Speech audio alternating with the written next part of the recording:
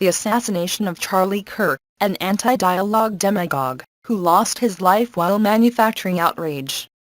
First and foremost, there is no justification for killing an unarmed fellow human being under any circumstances for any pretext. Similarly, there is no justification for taking women and children hostage for any reason. These universal values stem from the very essence of our humanity. Period. I have recently been prompted on social media to express my condemnation of the assassination of Charlie Kirk.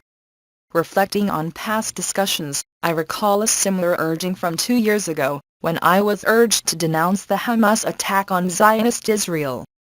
My response to both inquiries remains steadfast: I do not condemn either of these events. It is worth noting that among those resistant to the idea of liberating America from the pervasive culture of gun violence was Charlie Kirk himself. Instead, we need to denounce the far-right extremists and their brutal acts of violence against unarmed peaceful civilians in America during their peaceful pro-Palestinian protests or protests against Trump's tyranny. For the past 2 years, anchors from white Western media have repeatedly posed a single question to their guests: do you condemn Hamas for what it did on October 7th? This question takes Hamas's resistance operation out of context and overlooks the brutal occupation that Palestinians have endured for the last 7 decades. During this time, thousands of children and women have been taken as prisoners and have faced treatment that is even worse than what Iraqi prisoners experienced at Abu Ghraib in Iraq in the hands of Americans. Recently, I have been asked to condemn the assassination of Charlie Kirk, a prominent voice advocating for white supremacy, who acted as a megaphone for both the Zionist Netanyahu and the white supremacist President Trump. Let me ask you this: is it possible for me to denounce transgender individuals or Palestinians, whose very existence he has dismissed, if they resorted to such violence? After all, Kirk has framed his identity as an existential threat to them. When he suggests that Palestinians and those in the West Bank are mere figments of imagination, isn't that a declaration that could ignite real and dangerous consequences? Similarly, by insisting that there are only 2 genders, male and female, he effectively denies the existence of others, and such denial can have serious consequences, as it is perceived as an existential threat by them. How can I find the moral ground to condemn violence by someone whose very existence is under threat? How could I critique Vivian Wilson, the transgender daughter of Elon Musk, if she were to assassinate her father, for posing an existential threat to her identity? 3 components of a dialogue. Political communication is comprised of 3 essential elements, each playing a crucial role in conveying ideas and influencing public opinion. The first element, the message, encompasses the substance being communicated, whether it's a policy proposal, a campaign promise, or an ideological narrative.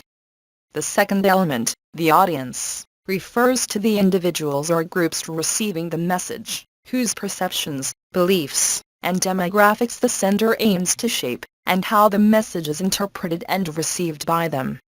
Finally, the sender or speaker, along with their underlying agenda, represents the source of the communication, whether it be a politician, a political party, or an organization.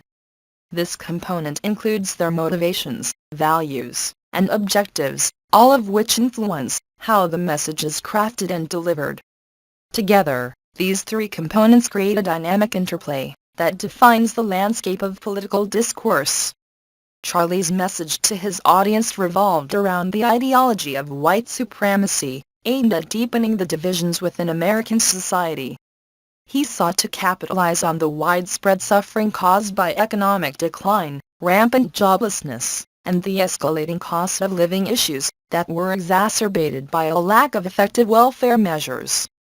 Instead of addressing these pressing concerns, he redirected blame towards non-European people of color and immigrants, portraying them as scapegoats for America's struggles.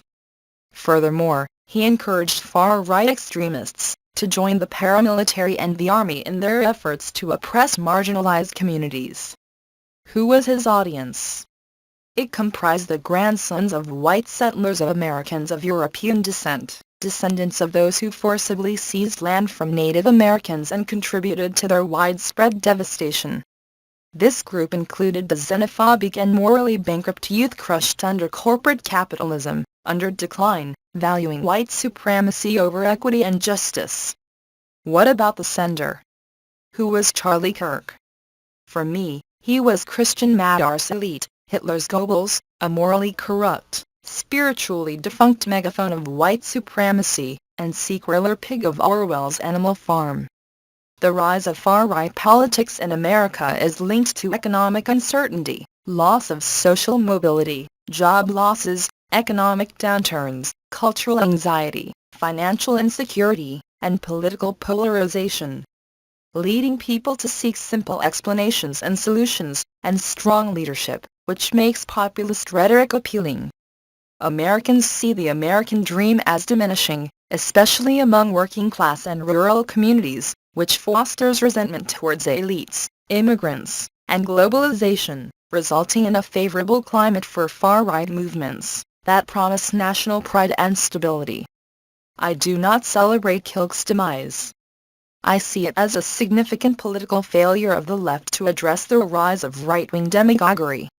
I mourn the spiritual and moral decline that brought us to this point, and I reflect on the Church's complicity in the historical oppression of Black Americans, aligning with colonialism and the machinery of war. It is a heartbreaking reminder of our societal struggles. I urge you to take heed. The specter of fascism is looming ominously at your doorstep.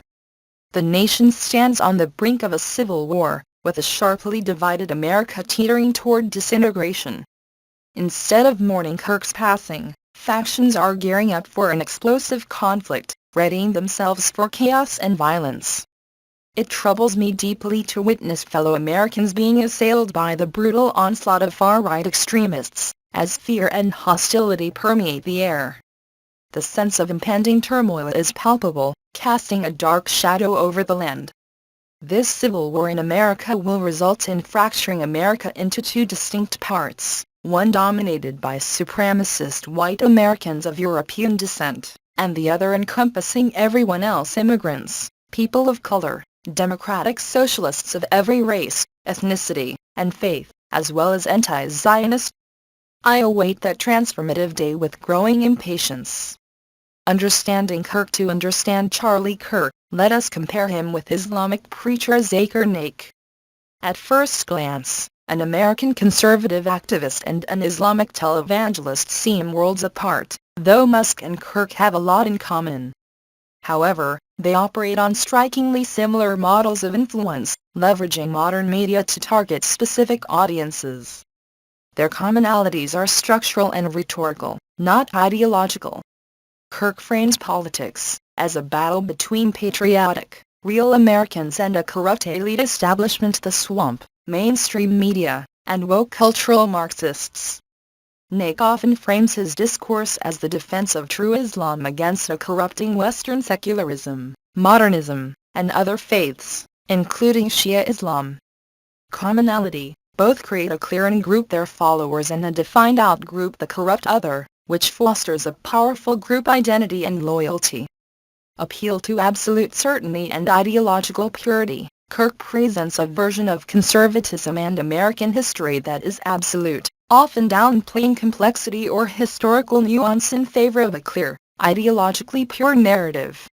Naik speaks with absolute certainty on theological matters, presenting his literal interpretations as the definitive truth, often dismissing alternative viewpoints within Islam and without. Commonality: they both offer their audiences a sense of unwavering certainty in an uncertain world. This is highly appealing to individuals seeking clear answers and a stable identity. 3. Mastery of modern media and bypassing traditional gatekeepers. Kirk built his platform through social media: YouTube, Twitter, podcasts, and campus rallies, bypassing traditional media gatekeepers, to speak directly to a younger generation. Naik gained massive popularity through Peace TV, a satellite channel that bypassed national regulations and traditional religious authorities, reaching millions directly in their homes.